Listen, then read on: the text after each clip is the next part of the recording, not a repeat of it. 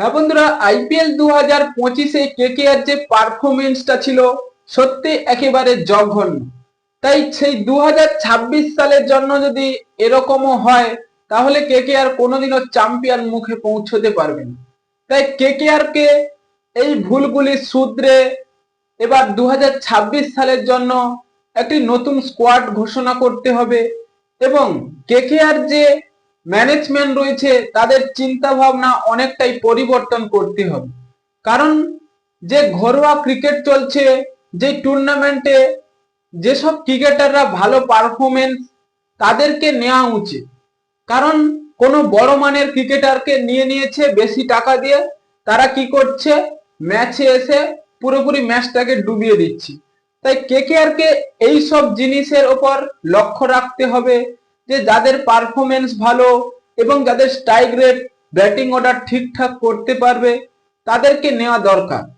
কিন্তু কি করছে কেকেআর, যাদের বড় বড় নাম দেখে তাদেরকে নেওয়া হচ্ছে।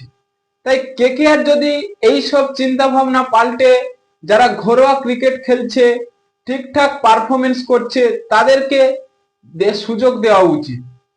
এবং 2026 সালে যে মিনি নিলাম রয়েছে সেখানে এই ক্রিকেটারদের নিয়ে আলোচনা করা উচিত।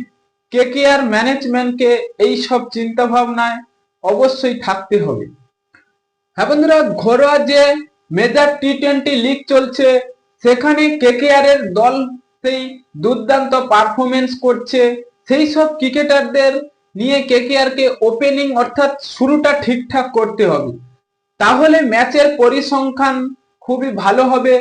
হ্যাঁ বন্ধুরা, আপনাদের কি মনে হয়, বা কেকেআর ম্যানেজমেন্ট কি এটাই করতে পারবে যে ঘরোয়া ক্রিকেট যারা ভালো পারফরমেন্স করছে তাদেরকে দলে নিয়ে দলটাকে মজবুত করে 2026 সালের জন্য অনেকটাই শক্তিশালী দল গঠন করবে? এখনই আপনাদের মতামত কমেন্ট বক্সে লিখে জানিয়ে দিন এবং চ্যানেলটি সাবস্ক্রাইব করে আমাদের পাশেই থাকুন।